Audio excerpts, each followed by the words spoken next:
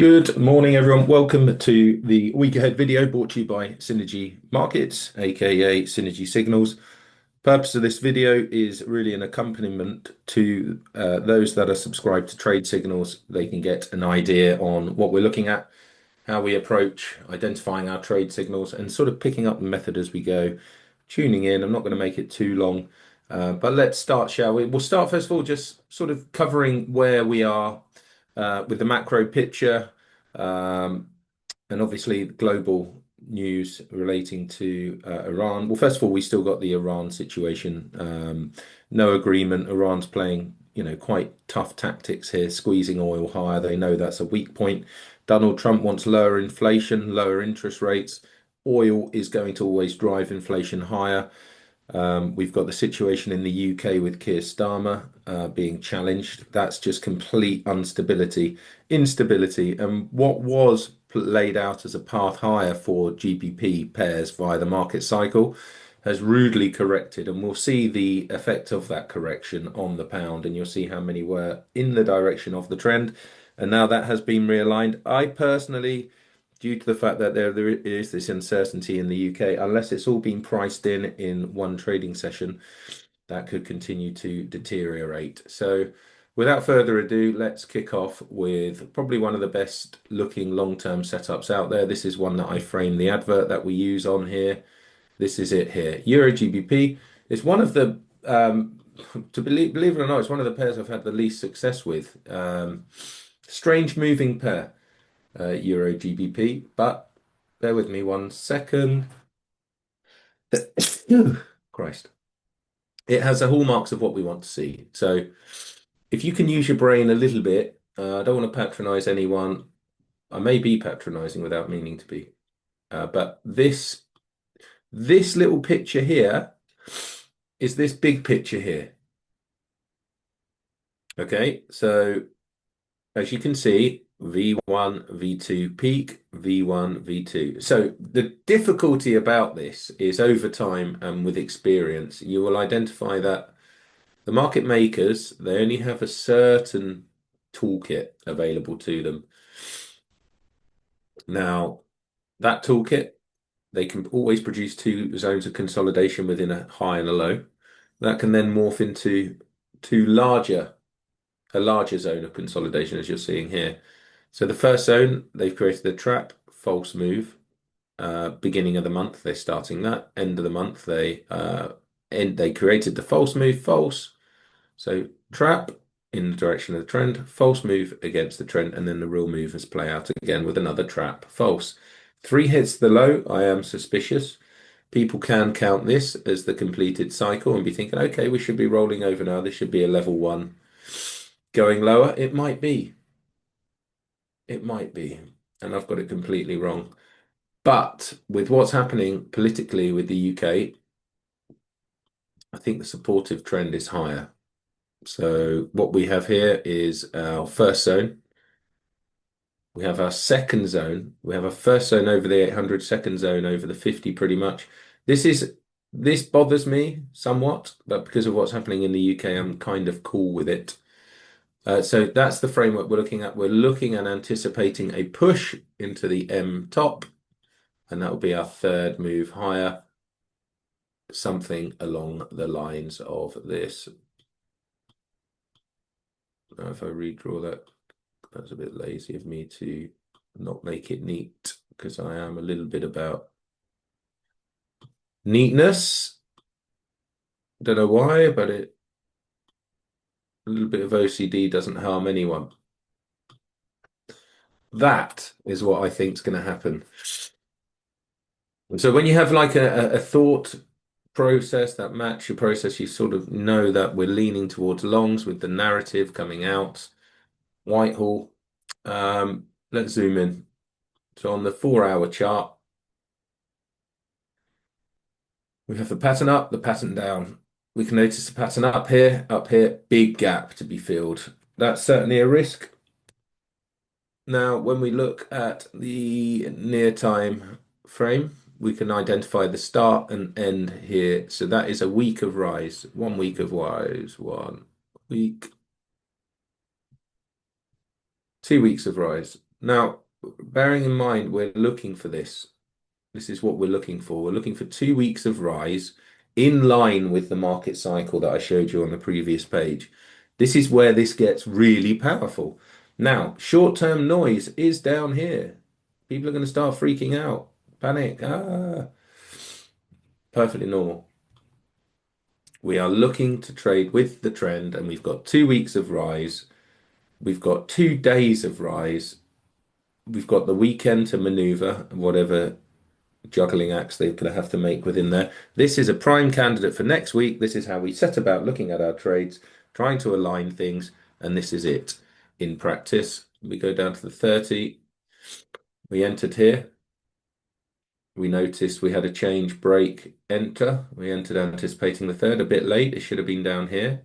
But we got the W again, V1, V2, short-term M.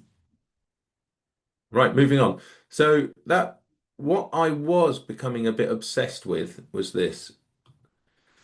This is a cruel bastard.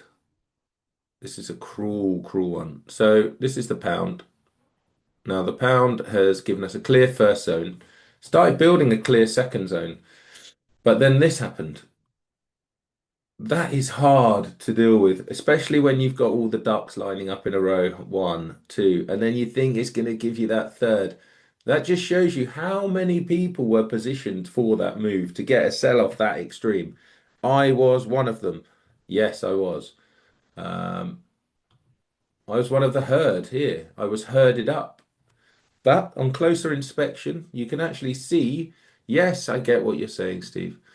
This gap here, that is a hell gap because you're getting a little bit carried away. I was anyway. This was actually the pattern. Definitely getting carried away on that one. This is a cruel bastard pattern because they gave you barely any of a high.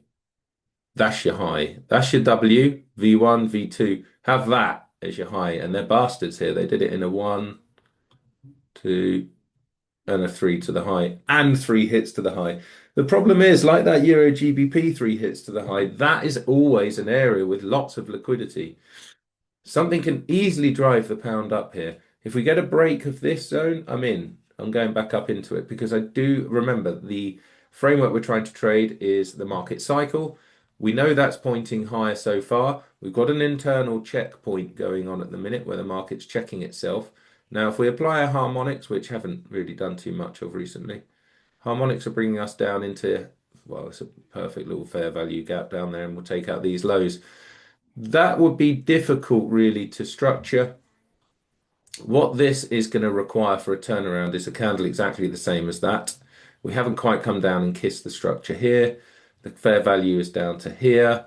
There is a worry that this one won't play out as we anticipated, but you have to deal with it. Okay.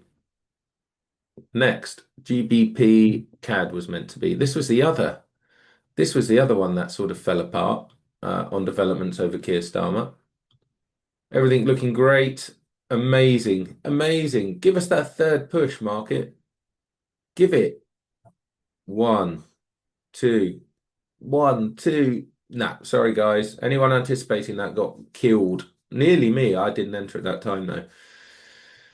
And it's now unraveled completely to complete an AB equals CD, and it swept the lows here. Now, that does make me ask, you have to get back in that range quickly. There's lots of gaps to cover. There's a lot of volatility and aggression on the pound last week.